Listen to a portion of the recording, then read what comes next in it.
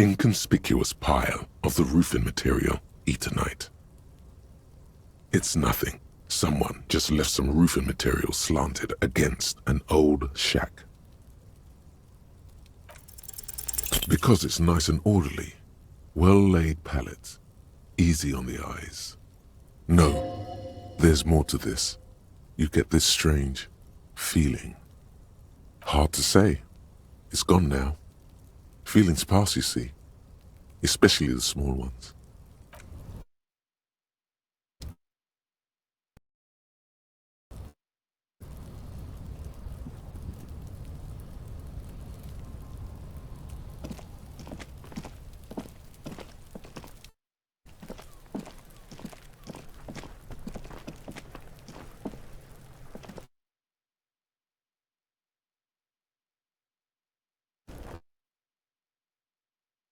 It's the fucking... not to knock you...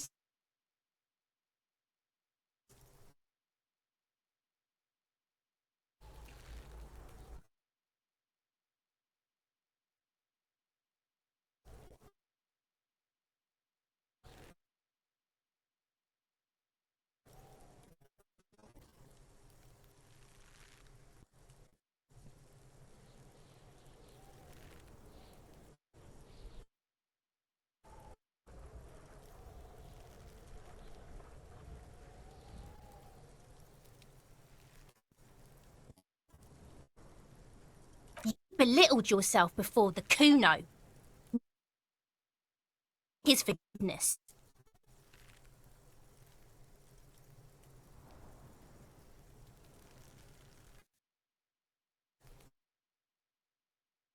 What? You go shit? You're gonna pretend like...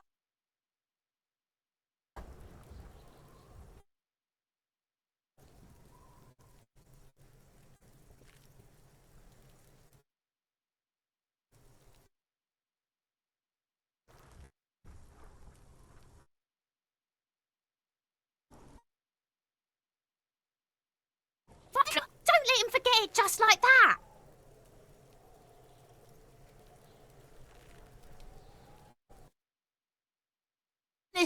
First, you try to fill this, then you punch yourself in the face. What was up with that? Yeah, Kuno, what was that? How I couldn't forget that shit, huh?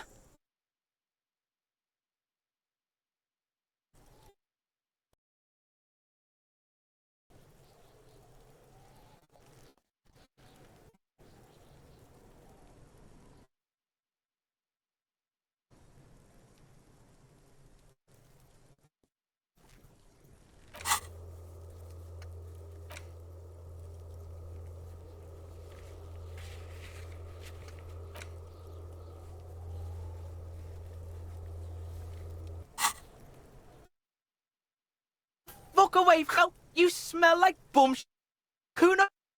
Bum? Kuno's that shit? What? Do you think Kuno's fucking 80 years old? Trying to bring me bum juice? Make the Kuno paranoid?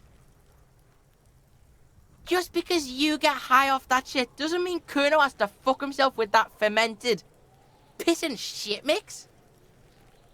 Trying to get a 12-year-old hooked on the shit shake? Alcohol use has been declining in the under 16 bracket this past decade. This pleases him. Please don't waste time on nonsense. The lieutenant does not approve of this at all. Don't listen to the blind fuck, piggo. You're doing the right thing here, trying to get Kuno to like you again. You can pay tribute to Kuno with drugs, or cigarettes, or some wheels. Kuno could use some wheels. Motorized carriage shit. What are you doing? No, you really don't. That is a 12-year-old. Opinion of you doesn't matter. You don't want my book, Gimp. But why? You're turning this into a huge thing.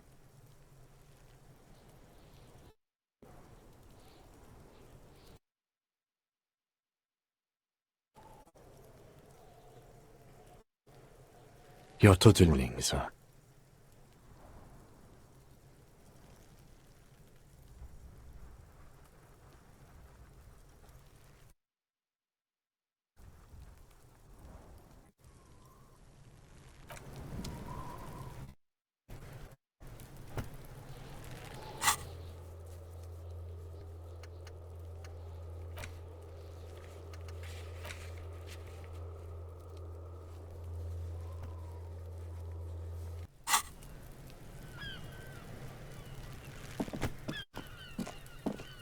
The corpse looks at you with bulging white eyes.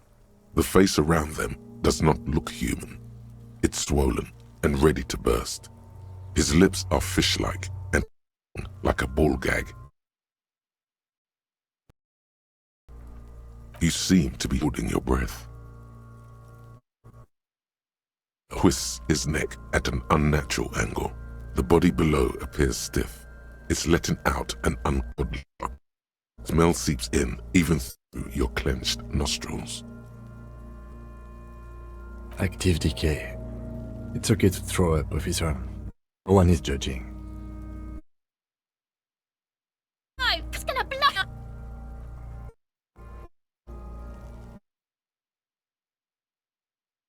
As you look over you, it's the spell of the mind telling you to run, and your stomach to wring itself empty.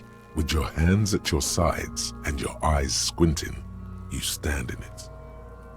Your muscles tense up, the vision in your dead angle darkens. You feel the hand to his heart. They do after 7 days, yes. We are deep in decomposition here. The man before you is naked, but for a pair of underpants and enameled boots. His skin is greenish, marbled with decaying veins and blotched by lividity. A fading web of tattoos covers his chest and shoulders. The cargo belt used to fasten him to the branch above appears industrial in strength. The material appears to be ceramic. Its clean white stands in stark contrast to the decaying flesh above the knee. The man wore thick polymer socks, probably for padding. A fine array of interlocking plates covers them. Delicate and fragile, they feel alien to the world around you, out of place somehow. They're armor, no boots. Technically speaking, these are sabatons. Ceramic plate. Zirconium dioxide, most likely. This is where the make would be. Under the heel. Fairweather. Fairweather model T500 VE. I'm guessing that's vitreous enamel. This is advanced stuff. The locals probably scavenged it. It would be odd if he had more on after 7 days. We should keep a lookout for this species. The armor could yield information. This is one thing he might actually know.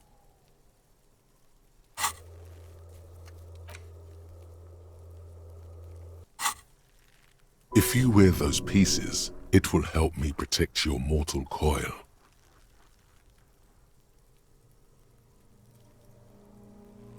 Yes, bullets will fly. They always do. And the coil is fleshy and mush and permeable. Cast it in ceramic shell. Resist death. The sabatons dangle off the man's decaying form, ageless and synthetic. It is. It's expensive. We've requested similar material for our tactical needs for years now. The constabularies deemed it too costly. In that time, we've lost 6 men to semi-automatics. For a full set, about 4 years of wages. By catching, do you mean, let's not log them as evidence? Let's steal them? It means disciplinary hearing. That's for us to find out. My initial report on the area suggests he was a security guard for the harbor company, but that's just hearsay. Just something I scraped together from my station. an area report on Martinez. I'm sure you did the same. He's not actually sure of that. He's just being tactful. I agree. This equipment is way beyond what a guard can afford. A small bell-like sound fills the air, like tapping on the side of a porcelain cup. The pry bar in your hand is itching for some action. The metal connects with the same ding. The sound does not appear to get louder. Did you hear that? A click? This is a kinetic redistributor. It spreads the incoming energy horizontally, from plate to plate. When the plates connect, there's a click. That's the sound you heard. See these lines? Faint, organic lines cover the plates where they separate into smaller ones. These plates then divide into smaller plates until there are hundreds of them altogether. Like the scales of some ancient white monster, cracked and pearly. This feels dangerous. Are you sure? The stench fills your nostrils. As you push downward, an ominous creaking sound comes from above. Stop! Pig's gonna pull his head off. Brutal! Even the mongrels can see you're about to pull his head off. Do it, homo! Stop obsessing about your sexuality, officer. You are about to seriously compromise the coroner's case. What are you trying to achieve anyway? Why are you hanging on to that boot?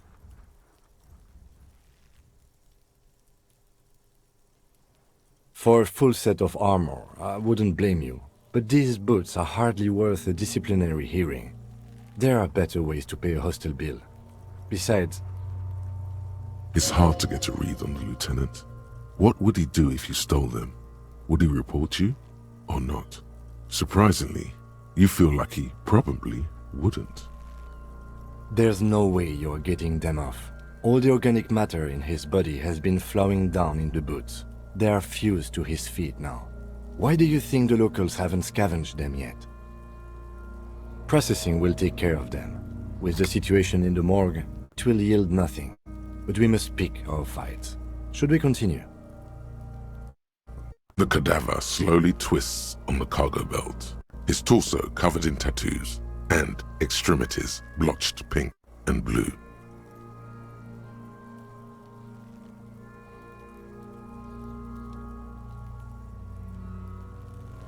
The hangman's knot is pulled tight by the weight of the corpse below. Yellow, hard-edged polyester cuts into his neck.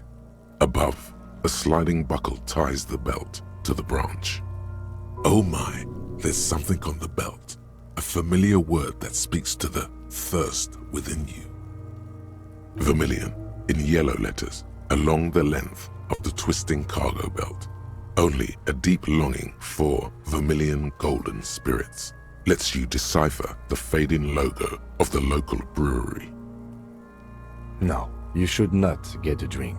You should perform an initial inspection of the victim's corpse. We are on the raw part. Industrial strength, the can used for tying cargo to lorries.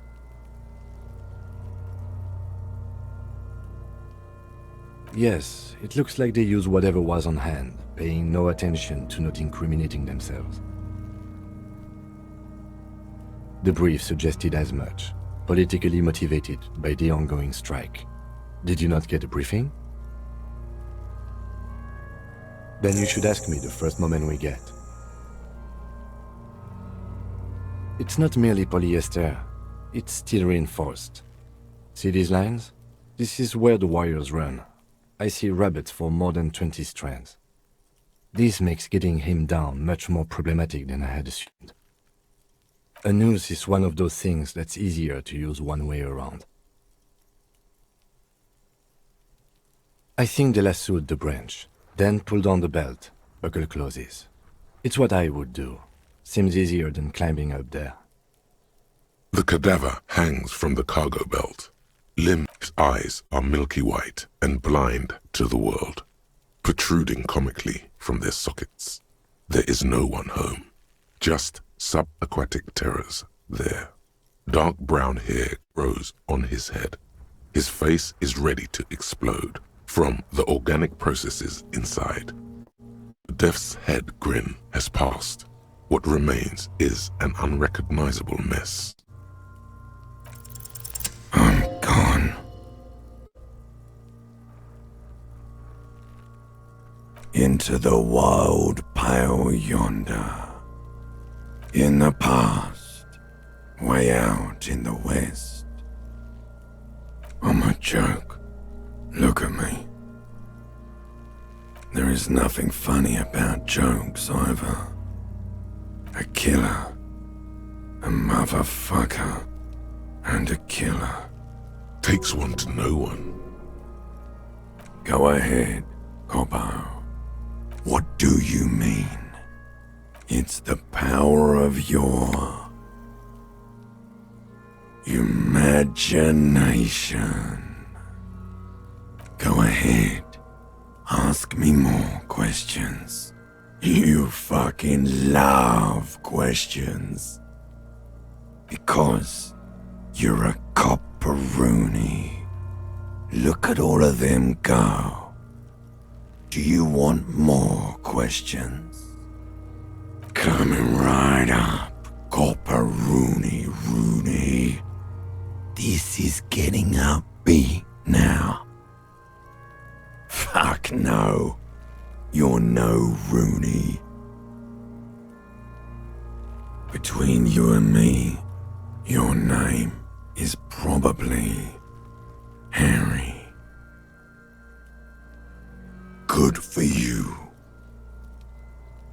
Because you have loved it, me and Provocopo. It was love all along. Sure, Lobo. I can ask you a question. Why are you doing this? Looking at my face, motionless, looking into my eyes, standing here. Why are you investigating my murder? I am all you have. Then you truly lost it all, brother. Let the world drag it all away from you. And what it left, you pissed away. And here we are. Do I remind you of someone? You sure wriggled out of that one, Coppellini. Come back later, Coppo. Amuse yourself with my frank manners and my memento mori features. If possible, also, see me in your dreams. An intricate web of blue lines stretches across the torso, from the right shoulder to the solar plexus. Each time they intersect, a small white star is formed in their crossing. Hundreds of fading asterisks riddle his skin. Their concentration is highest around his heart. His corpse is marked by stars. Alcohol and heartbreak. Your fist clenches suddenly. Decay is creeping on the tattoo. Already, most of the canvas that's holding it has darkened. Now, it disintegrates slowly, letting out a stink. Of no nation that I know of. If anything, it reminds me of religious illumination, last or penultimate century. Men who live harsh lives often turn to innocentic worship. But which one? I see no trace of a humanoid figure. The pattern does not stir patriotic or religious sentiment in you. What it does is speak to the wounded, limping animal, the male in particular, unable to communicate in anything more than grunts. It's impossible to tell if its advice is right or wrong. So am I. He takes a thin piece of milled aluminium from his coat pocket and pulls it open. Sounds like a sword being unsheathed. A small lens appears, some sort of camera. Shit, Kuno! What the fuck is that? An instant color camera. I have only 2 ampoules, so nobody move. I don't want to waste one. A sound, a shrill flash, followed by the breaking of a small ampoule of glass. You see streams of color pour onto the thick, glossy piece of paper, rolling out. In case we need it. It contains insight to the victim's person. By his build, I'd say this was a man of physical violence. The story he wanted his body to tell was important to him. It is his letter. To us. Someone should decipher it. We'll need to show it around. Here, a souvenir. Don't lose it. The glassy-eyed corpse looks by, his mouth mute and his skin as colorful as the chemical rainbow on the photo paper, teeming with opportunistic organisms.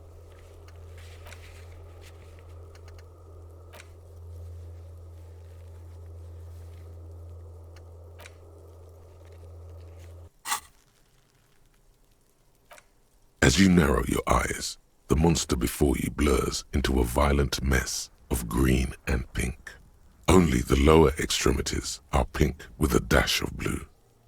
His fatted hands, thighs, and his neck, just above the noose. The rest of the corpse appears dark green in the cold spring air. How should I know why you are squinting, officer?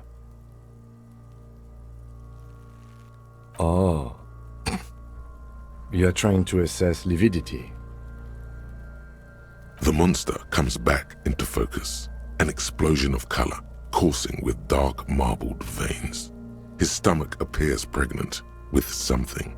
Black liquid streams down his thigh and onto his boot. So, what do you think? I think he's dead and about to explode.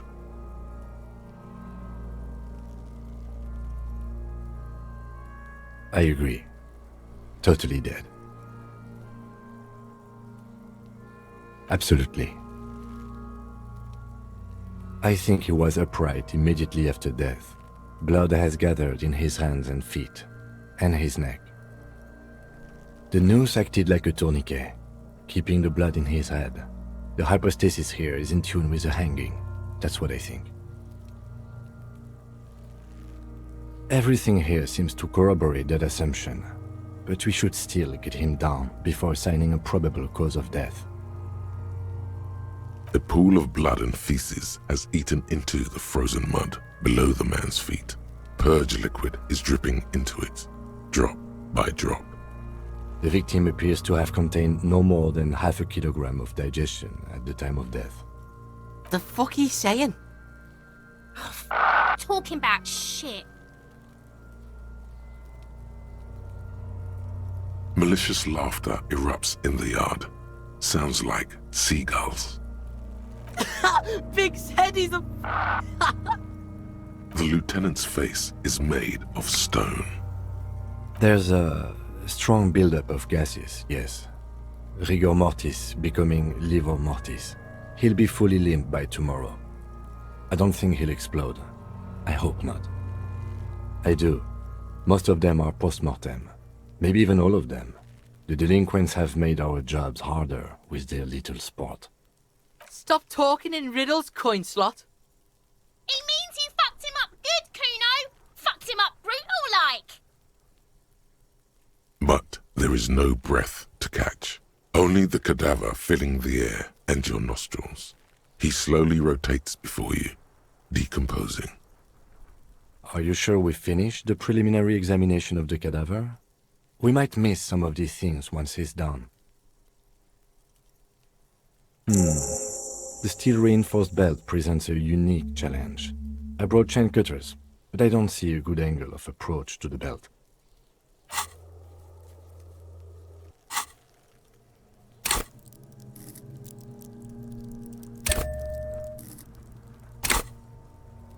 The cadaver is a good 1.2 meters up. Neither one of us can reach the belt without assistance. And even if we do, there's the question of cutting it.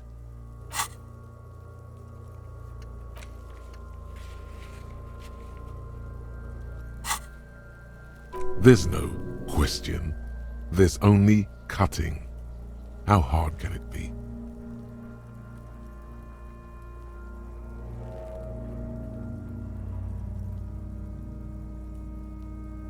I don't doubt your physical prowess, officer, but that's aircraft strength material, and we do not have a secure platform to perform the procedure on.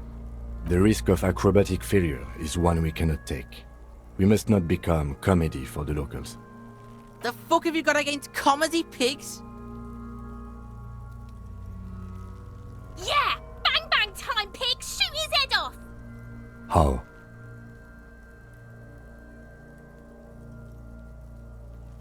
Yes, the buckle, where it ties the cargo belt to the tree. If the shot hits that, then there might be a small chance to release the belt. Yeah, now we're talking. Entertain a Kuno with some shit. They'll miss! The pigs will miss Kuno! The lieutenant's brow is furrowed. He appears too deep in concentration to even notice what you said.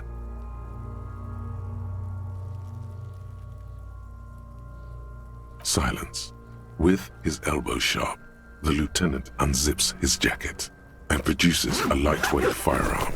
He drops a paper cartridge in the barrel, separates the scouring stick, and gives the cartridge 5 tucks. He then steps back and assumes the fellow's desk position, taking aim. The corner of his eye twitches.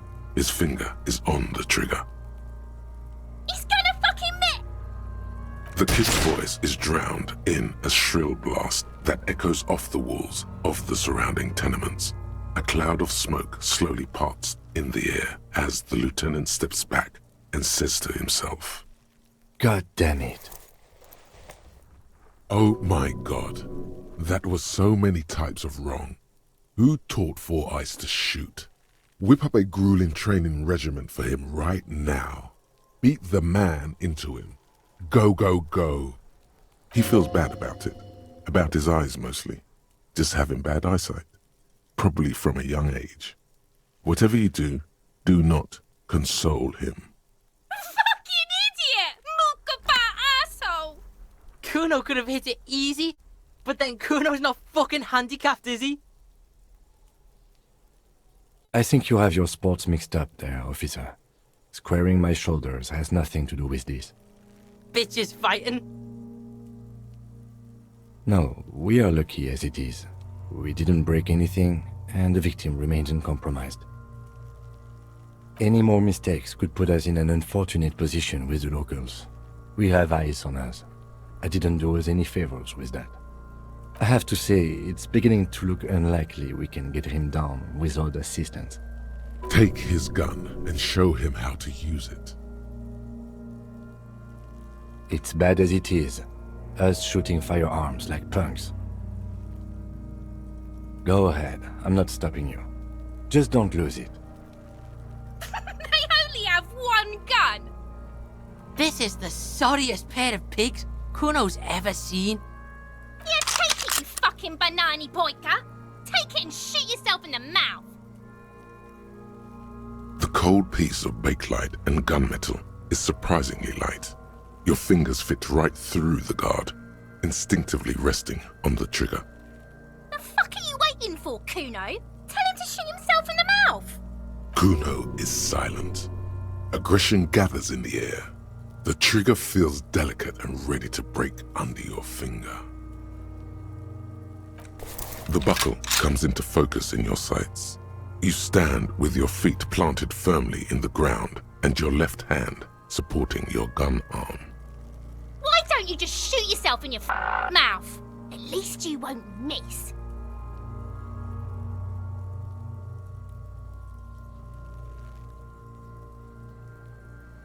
Or what?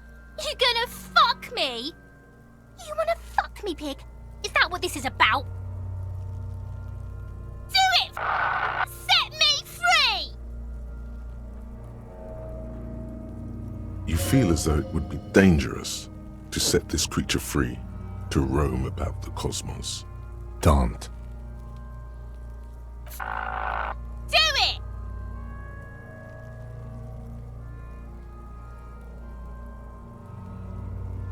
Put it right here, Mulka! Right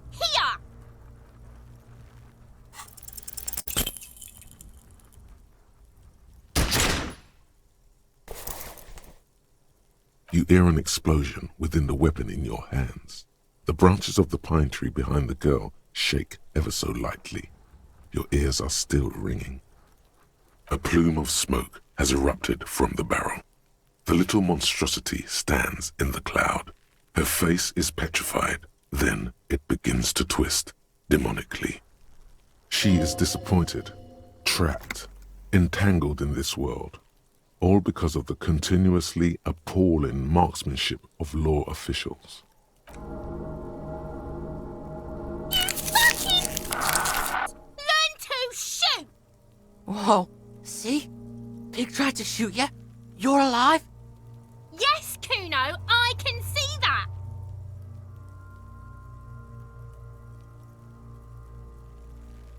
The gun has left your hand, still numb from the recoil. The lieutenant holsters it under his arm. I think you're underestimating the gravity of this situation, officer. We need to take a breather from this scene, now. We need to access the harbor and ask the leader of the Union to have it taken down. They have the tools, and they have men. I did not want us to be indebted to Everard Clare. I wanted us to be able to deal with it ourselves. That is clearly not the case. We need help. You need to suck my dick! Why the fuck am I still alive? The leader of the Union, a dangerous and corrupt man, one you don't want to be indebted to.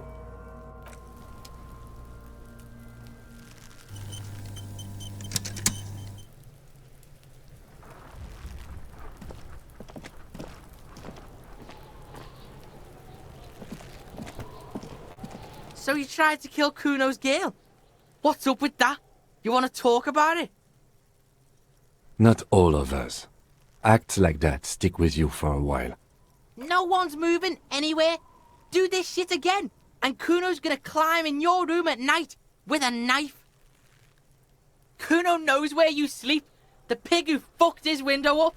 I'm gonna climb in through that balcony, put the fucking knife in you. Yeah, I've been in your room. but you and Kuno are good for now. Pals, shoot that shit at Kuno. Let's have a jolly time. One word out of you, pig shite, and you're locked out of the Kuno experience forever. You hear me? You hear the Kuno? No, you don't need to ever talk to these little shitheads again. It's much more important to prove to this kid you're a man. A big man. You and Kuno are fucking done. Get the fuck out of Kuno's sight. Let's go, officer. I've had enough of this.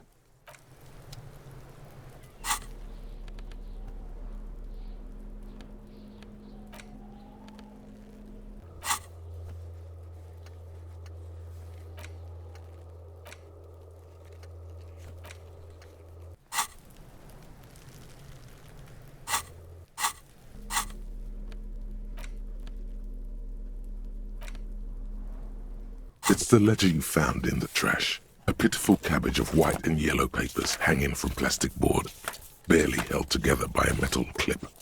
This sad display is made complete by the faint smell of urinal cleaner.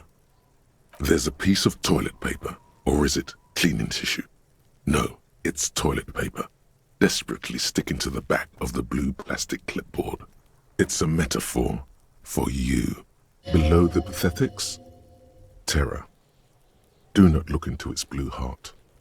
It's just toilet paper sticking to the back of the plastic clipboard. You can take it off if you want. Still wet, the toilet paper peels off the plastic easily. All you have to do is shake it off with your finger and voila! The ledger now looks marginally better. An aluminium block runs the width of the board, biting down on the paperwork. Its crocodile teeth are the only thing keeping the papers together. A regular pencil, the tip worn down to nothing, has been attached to the clip. The surface is interrupted by a silvery sticker. It's rectangular, sparkling with iridescence. You don't know how you didn't notice it before. What? That thing. It's a halogen watermark. We use it for adding information to RCM property. It depends. Aside from an anti-counterfeiting stamp, mine has my station number and address. The information varies by date of issue. How many years you've been on the force, he's thinking. It'll have that. Your kill count. Yours will surely have your kill count. Any capable light with the right wavelength will do. All RCM vehicles have headlights designed to reveal halogen watermarks. Mine too. The lieutenant fears this will lead to fiddling with the delicate, folding headlights on his motor carriage. They're dear to him. Okay. While a bunch of sodden papers sag from the clipboard in your hand, it's a sorry sight.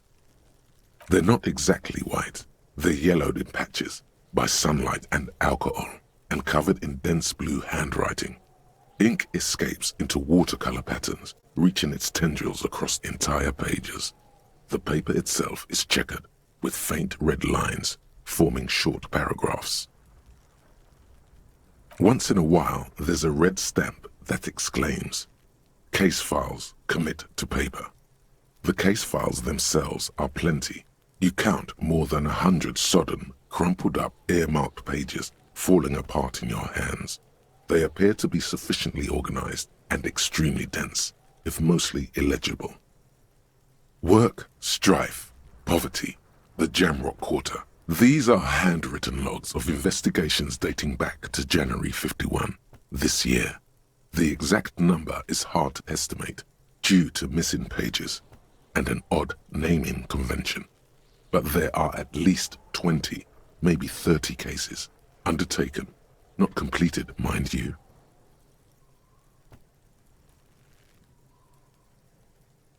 You don't exactly close them, so much as distance yourself from the smelly papers. They're a little further from your nose now. In the back, you see thin, translucent copier paper, some neon yellow, some bright red, all covered in boxes, like marching armies. These look like official forms, waiting to be filled out.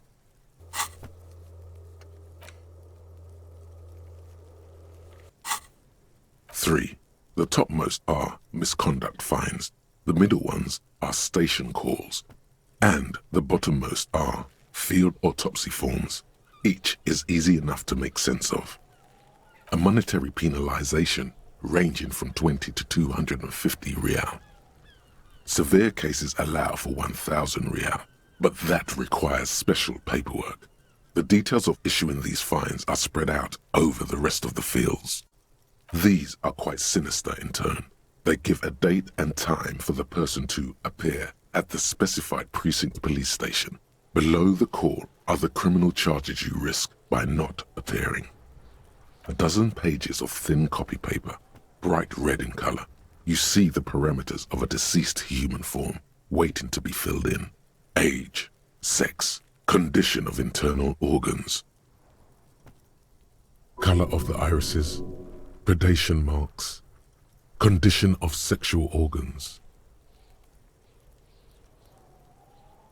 Yes, all that remains now is to fill those forms and hand them to people.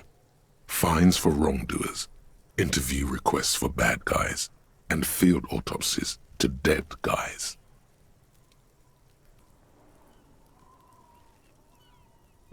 The rest of the stinking cellulose is much worse for wear. Being sandwiched between the board and the rest of the paperwork must have spared the fragile copier paper. It's made of dark blue plastic, hard enough to beat someone to submission with. The edges are rounded, however. The U4 size board feels thick and heavy in your hand. Light shimmers on its wet surface. On the back you see the embossed letters, RCM. Blue. The blue heart.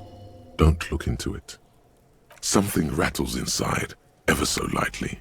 Is there a hidden compartment? The plastic shimmers like lapis lazuli, but it is not see-through. You cannot see to its center. There's pain in there, if you want some. That much you know. With your hands, U4-sized pages hang from the clip screwed to the top of the board. The two sides of the board appear slightly misaligned, like a drawer that's come off its slides. If you bend the plastic on your knee slowly, the slides snap back into place. It should be possible to just, without resistance or sound, the two panels move against each other. The compartment is now open. 2 ticket stubs and a handmade postcard. 2 octopuses are smiling, reaching their tentacles toward each other in the colored pencil drawings. The tickets permit access to the zoo in Revachol East. The aquarium costs extra. These let you go there too. Thin wax paper has been glued to a piece of cardboard. Sounds like leaves rustling when you pick it up. You see violet flowers, floral patterns, patches of glue. It smells of chewing gum, apricot flavored. Familiar handwriting lines the inside of the card, looped, round letters in a woman's hand. Harry, it begins. You're already reading. I wanted to write you a letter so you can read it when you wake up. Maybe it will make you happy. Your hand shakes, holding the card. Every morning when I step out and you're asleep behind me, it says, I find a little piece of sadness in me. I carry it in my chest, down Voyager Road. Every step I take, it grows. By the time I reach the fuel station, it has filled me entirely. I step onto the light rail and look back. Sparks fall from the bow collector. I know it will be like this until late afternoon, when I get off the 42 and walk back to you. You. Every step I take will get lighter. It almost makes me run. Sometimes I do. I can't believe I met you. I can't believe the happiness I feel with you. You have a vast, vast soul, and I will always, always, always come back to it. Kisses, kisses, kisses. You feel the air sucked out of your lungs and the blood sucked out of your head. Everything around you gets dark. Small white dots appear. You feel the ledger slip from your hand. No, hold on. To what? There's nothing. Detective, is everything all right?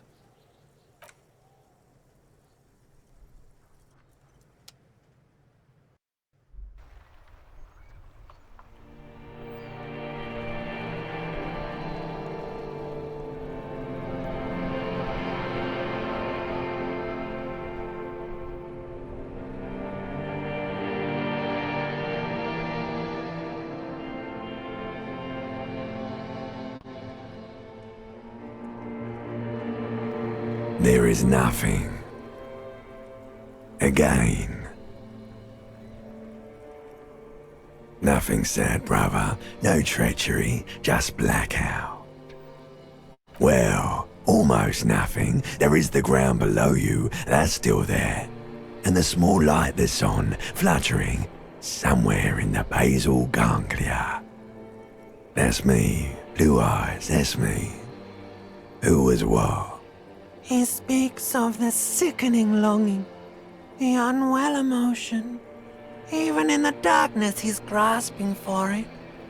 Still trying to hold on to the great sorrows slipping in the water. Slimy. Here in the paleo-mammalian cortex, we call it the shadow. Because it's always there. Bloated corpse of the past resurfacing. Don't prod at it. It will start moving again. There is no Voyager Road. There are no roads, no houses, no lights in the windows. It's all on pause. You think they would let you? Until you disintegrate into biomolecules? No. Someone is breathing on your face now, inspecting your pupils, stupid idiot. Oh, but you are. They're pouring something on you. Something in you. It's... Glowing lights on a dashboard emerge out of nothingness.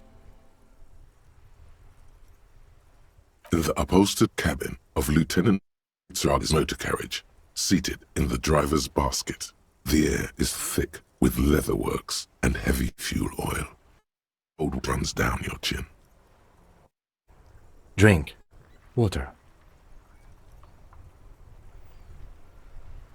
There is no use arguing with me. You will die if you don't. Drink! The water is cold, silvery, the stuff of life itself as it pours down your parched throat. The pounding in your head recedes. The darkness parts. Drink. You haven't drunk water in 2 days. Did you know the human body is not made to survive on alcohol alone? You need a secondary form of hydration. With greedy gulps, you down half a liter of cold water. Some of it spills on the driver's seat. The lieutenant pays no heed to it. What happened?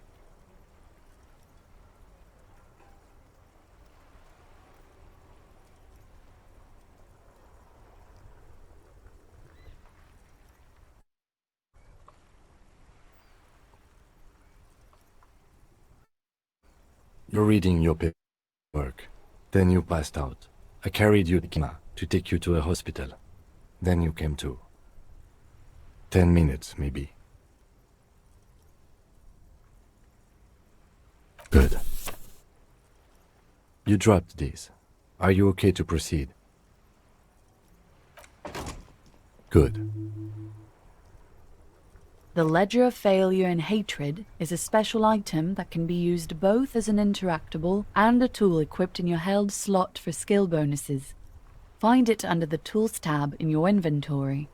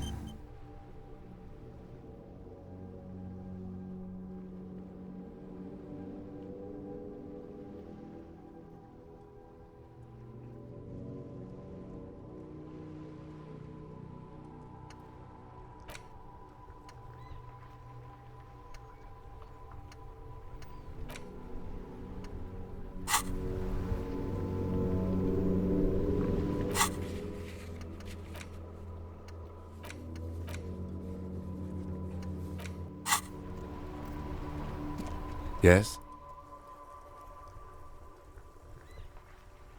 What do you want to know?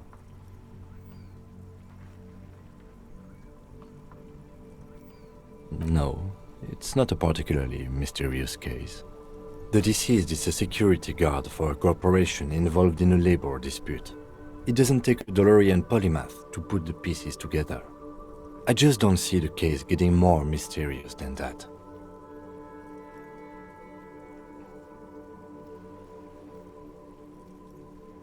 I'm relieved that you agree. He is glad and surprised to see an officer who can appreciate the less than. Do you know the feeling when you've begun filling in a crossword, but some of your answers don't quite seem to fit? That's the feeling I have right now, for some reason. Perhaps you're a more proficient cruciverbalist than I am. All I mean to say is that we have a puzzle on our hands, but not all the pieces, yet. Good.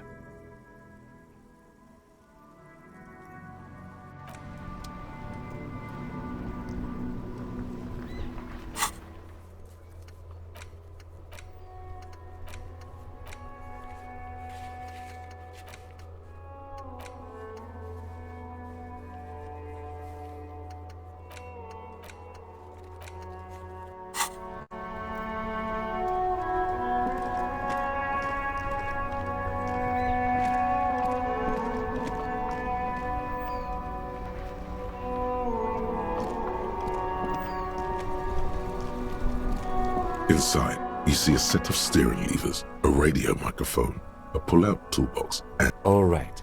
Ready? I turn, you press start. It's next to the preheater. he's downplaying his excitement.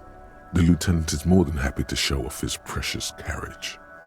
The dashboard lights up with orange glow. The rounds per minute gauge jumps, and the engine of the Caprice Canema comes to life with a whiny growl. That sound, you feel the wind in your hair as if you're already driving. But where? Down a narrow street lined with shabby wooden houses, the 881 motor tract coiling like a serpent high above. Children play under the viaduct, eyes turn to watch you as you pass. The Valley of Dogs, and before it, a familiar dome, like a ladybug without the colors. The building has a designated parking place for your carriage. This is Precinct 41, as close as you have to home now. It's far away. The lights unfold with a little click, casting electrical light onto the ground before the vehicle. There you go. I'll turn them off from the remote once you're done. We just need to stand in front of the machine now.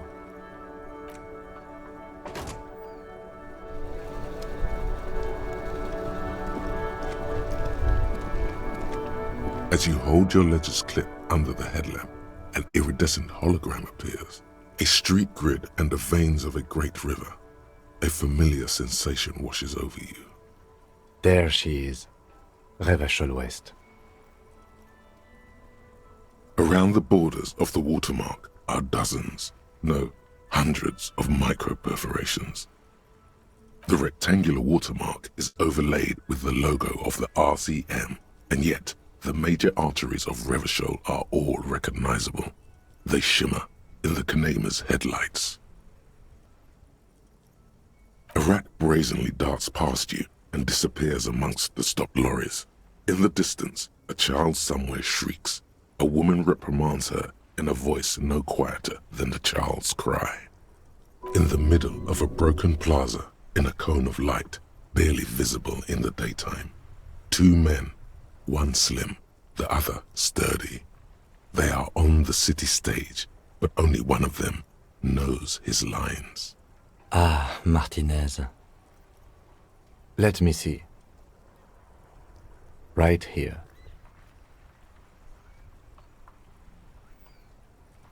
It has its problems.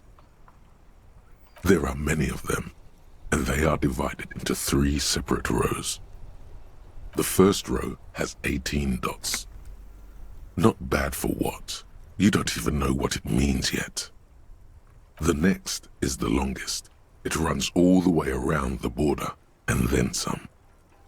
There are so many, it's hard to count. More than 150, at least. Maybe even 200. The last row has 3 perforations. That's it. Those are perforations. They represent your record as an officer of the RCM. They are your statistics, as it were. I should have guessed you'd keep a record. Officers often do. Let's take a look. Son, here is where we score your life performance. You better hope it's good. The first row represents your years of service. 18 years. Okay, not bad at all. What did you do before you volunteered?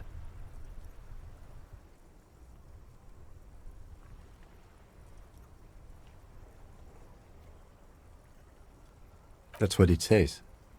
I might have guessed even longer based on your age. What do you do all those?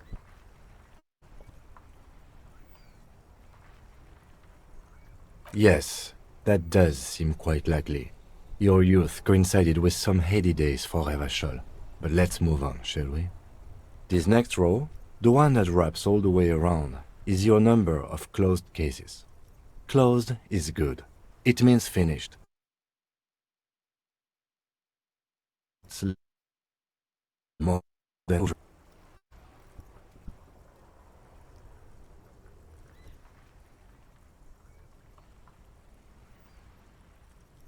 It's quite a lot, even for someone who's been on the force for nearly 2 decades. Usually, clearing more than 10 cases a year puts you in the 90th percentile of all RCM officers. Call it what you want. You are a valuable member of your precinct. Now, let's look at the last row. Right. Those are your confirmed kills. You've got precisely 3 perforations there. Confirmed kills. That sounds pretty evil. A drink would soften that feeling.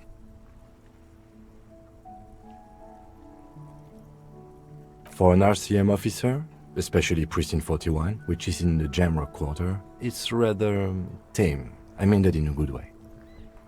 There are certain officers who treat their kills like some kind of ghoulish game. If they do happen to solve a case, it's usually by accident.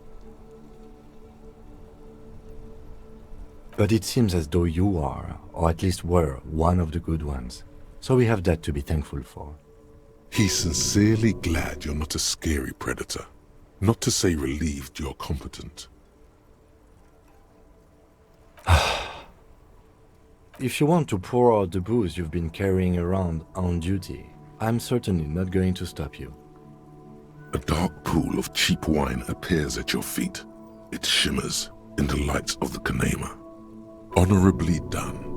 You have given up some of your own blood for theirs.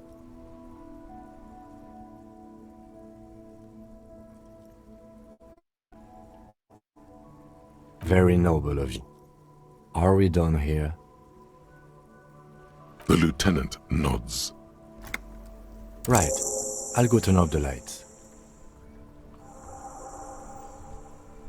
You can now see your statistics on your journal page, to the right of the task description.